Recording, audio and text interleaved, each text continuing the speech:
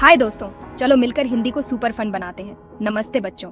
तो बताओ, रेडी हो ना हिंदी की मस्ती के लिए? स्वागत है आपका हमारे YouTube चैनल सिंपल माम की क्लास में। यहाँ हम हिंदी को इजी पीजी और धमाल मचाने वाले अंदाज में सीखेंगे। हमारी सुपर कूल सिंपल माम के साथ आप सीखेंगे हिंदी के इंटरेस्टिंग पहलू, नए नए वर्ड्स और उनकी मजेदार स्टोरीज। तो चलो हो जाओ पार्ट ऑफ इस मस्ती भरे सफर। हमारा आज का विषय है कक्षा 4 की हिंदी की पाठ्य पुस्तक रिम झिम का 14वां अध्याय, जिसका नाम है मुफ्त ही मुफ्त। यह है बेटा एक देखो जहाँ की कॉर्नर में लिखा हुआ है कि यह एक गुजराती लोक कथा है। गुजराती भाषा में बोली गई एक कथा है जिसको हिंदी में लिखा गया है। इस कहानी में क्या है कि एक कंजूस व्यक्ति है जिसका नाम भिखू भाई है, और उन्हें कोई भी चीज़ कहीं भी अगर 2 रुपये में मिल रही है तो वो 1 रुपये में लेने की कोशिश करते हैं। अगर 1 रुपये में मिल रही है तो 50 पैसे में लेने की कोशिश करते हैं। अगर 50 पैसे में मिल रही है तो 25 पैसे में लेने की कोशिश करते हैं। अगर कोई उन्हें 25 पैसे में भी देने के लिए तैयार हो जाता है तो वहाँ पर उनका मन करता है कि क्यों न मैं इससे मुफ्त में ही ले लूँ। इसीलिए इस पाठ का नाम क्या है? मुफ्त ही मुफ्त। तो आइए शुरू करते हैं हमारा अध्याय 14, जिसका नाम है मुफ्त ही मुफ्त। तो बहुत मजा आएगा, तो ध्यान से पढ़िए इस कहानी को। एक दिन भिखू भाई का मन नारियल खाने को हुआ, ताजा मुलायम कसा हुआ शक्कर के साथ।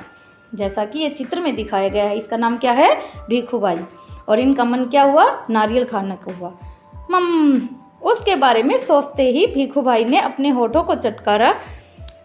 वाह, क्या मीठा मीठा सा स्वाद होगा। मतलब उन्होंने अपने होठों को चटकारे लगाते हुए कहा, अरे वाह, जब मैं खाऊंगा तो कितना मीठा मीठा लगेगा। लेकिन एक छोटी सी समस्या थी, घर में तो एक भी नारियल नहीं था।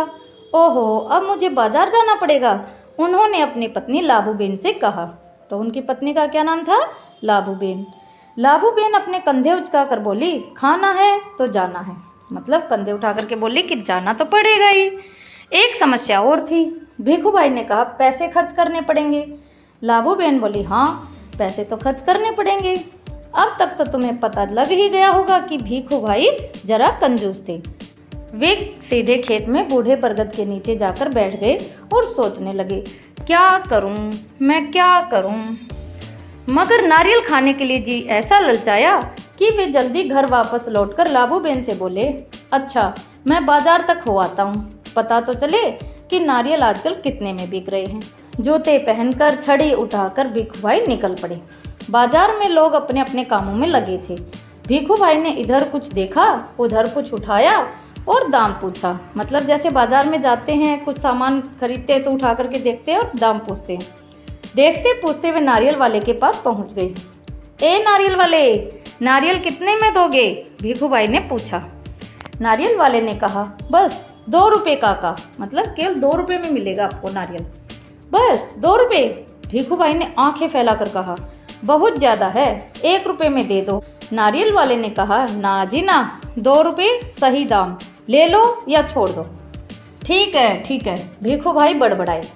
अच्छा तो बताओ 1 रुपये में कहाँ मिलेगा? नारियल वाले ने कहा, यहाँ से थोड़ी दूर जो मंडी है वहाँ शायद मिल जाए। सो भिखू भाई उसी तरफ चल पड़े जिस तरफ मंडी थी।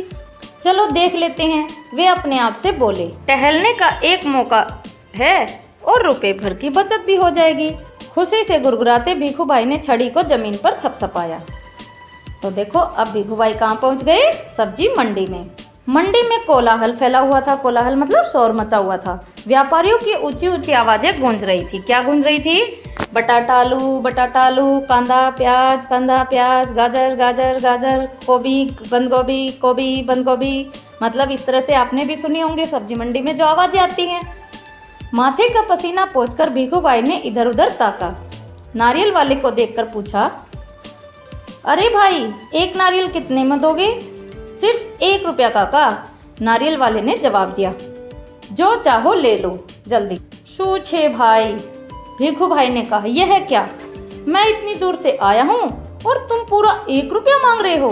50 पैसे काफी हैं। तो देखो बेटा, बड़ा मजा आ रहा है ना लेसन पढ़ने में। Very good. मैं इस नारियल को लेता हूँ और तुम यह लो, पकड़ो 50 पैसे। नारियल वाले ने झट भिखू भाई के हाथ से नारियल को छीन लिया और बोला, माफ करो काका, 1 रुपया या फिर कुछ नहीं। लेकिन भिखू भाई का निराश चेहरा देखकर बोला, बंदरगाह पर चले जाओ, हो सकता है वहां तुम्हें 50 पैसे में मिल जाए। तो बंदरगाह क्या होता है बेटा? जहाँ पर समुद्र के किनारे जो जहाजों के ठहरने का स्थान होता है उसे क्या कहते हैं? बंदरगाह। तो भिखू भाई को नारियल वाले ने बता दिया कि वहां पर चले जाओ, वहां पर आपको 50 पैसे में भी मिल जाएगा। भिखू भाई अपनी छड़ी से टेक लगाकर सोचने लगे, आखिर 50 पैसे तो पूरे 50 पैसे हैं, वैसे भी मेरी टांगों में अभी भी दम है। पैरों को घसीटते हुए भिखू भाई चलने लगे। हर 2 कदम पर रुककर जेब में से बड़ा सफेद रुमाल निकालकर वे अपना पसीना पोंछते, क्योंकि गर्मी का मौसम था और परेशान हो चुके थे। सागर के किनारे एक नाव वाला बैठा था। उसके सामने 2-4 नारियल पड़े थे। अरे भाई, एक नारियल कितने में दोगे? भिखू भाई ने पूछा और कहा, ये तो काफी अच्छे दिखते हैं। काका, यह कोई पूछने वाली बात है, केवल 50 पैसे। नाव वाले ने कहा। 50 पैसे? भिखू भाई मानो हैरानी से हक्के बक्के हो गए। इतनी दूर से पैदल आया हूँ, इतना थक गया हूँ, और तुम कहते हो 50 पैसे? मेरी मेहनत बेकार हो गई। ना भाई ना, 50 पैसे बहुत ज्यादा हैं। मैं तुम्हें 25 पैसे दूंगा। यह लो, रख लो।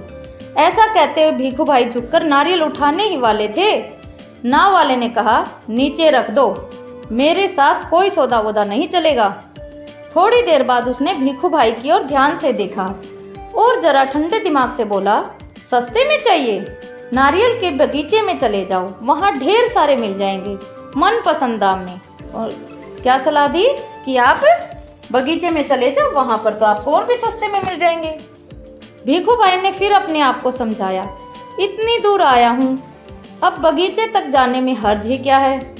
सच बात तो यह थी कि वे काफी थक चुके थे, मगर 25 पैसे बचाने के ख्याल से ही उनमें फुर्ती आ गई। मतलब थके हुए थे, लेकिन फिर भी कंजूस इतने थे कि वो चाहते थे कि और भी कम दाम में मिल जाए। भिखू भाई ने सोचा, 2 गुना ज्यादा चलना पड़ेगा, पर 4 आने बच भी तो जाएंगे, और फिर कोई भी चीज मुफ्त में कहाँ मिलती है। भिखू भाई नारियल के बगीचे में जा पहुंचे। वहां के माली को देखकर उससे पूछा, यह नारियल कितने में बेचोगे? माली ने जवाब दिया, जो पसंद आए ले लो। काका, बस 25 पैसे का एक। देखो कितने बड़े बड़े हैं। हे भगवान, 25 पैसे? पूरा रास्ता पैदल आने के बाद भी। देखो बेटा, जहां 1 रुपए का मिल रहा था वहां 50 पैसे मिल रहे हैं। तो इस तरह से वो अपनी कितनी कंजूसी दिखा रहे हैं कि मुझे तो और भी सस्ते में चाहिए।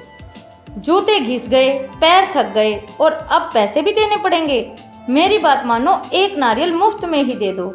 हाँ, देखो मैं कितना थक गया हूँ। भिखू भाई की बात सुनकर माली ने कहा, अरे काका, मुफ्त में चाहिए ना? यह रहा पेड़ और वह रहा नारियल। पेड़ पर चढ़ जाओ और जितने चाहे तोड़ लो, वहां नारियल की कोई कमी नहीं है। पैसे तो मेरी मेहनत के हैं, मतलब मैंने ये तोड़ करके इकट्ठा किया है, केवल मैं तो मेहनत के पैसे ले रहा हूँ। तो आप एक काम कीजिए, अपने आप तोड़ लीजिए और मुफ्त में ले लीजिए। सच? जितना चाहे ले लूं? भिखू भाई तो खुशी से फूले न समाये।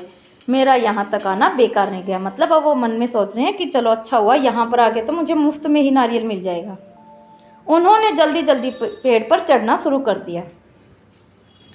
पेड़ पर चढ़ते चढ़ते भिखू भाई ने सोचा, बहुत अच्छे, मेरी तो किस्मत खुल गई। जितने नारियल चाहे तोड़ लूं और पैसे भी न दूं। क्या बात है।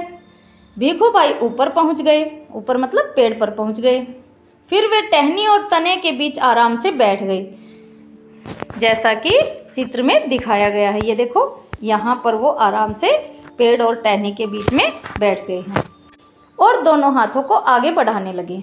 सबसे बड़े नारियल को तोड़ने के लिए जब पैर फिसल गया, मतलब जैसे ही उन्होंने सोचा कि चलो सबसे बड़े वाला नारियल तोड़ लेता हूं, और उनका पैर फिसल गया। भिखू भाई ने एकदम से नारियल पकड़ लिया। उनके दोनों पैर हवा में झूलते रह गए। ओ माँ, अब मैं क्या करूं? तो मतलब क्या हुआ, उनके दोनों पैर हवा में झूलते रह गए, जैसा कि देखो इस चित्र में दिखाया गया है। सबसे ऊपर में कैसे वो नारियल के पेड़ से लटक कर रह गए। भिखू भाई चिल्लाने लगे, अरे भाई मदद करो। उन्होंने नीचे खड़े माली से विनती की। माली ने कहा, वो मेरा काम नहीं है काका, मैंने सिर्फ नारियल लेने की बात की थी, बाकी सब तुम्हारे और तुम्हारे नारियल के बीच का मामला है। पैसे नहीं, खरीदना नहीं, बेचना नहीं और मदद नहीं, सब कुछ मुफ्त। तभी ऊंट पर सवार एक आदमी वहां से गुजरा। अरे ओ, भीखू भाई जोर जोर से बुलाने लगे। ओ ऊंट वाले, मेरे पैर वापस पेड़ पर टिका दो ना, बड़ी मेहरबानी होगी। ऊंट वाले ने सोचा, चलो मदद कर देता हूँ, मेरा क्या जाता है। ऊंट की पीठ पर खड़े होकर उसने भीखू भाई के पैरों को पकड़ लिया।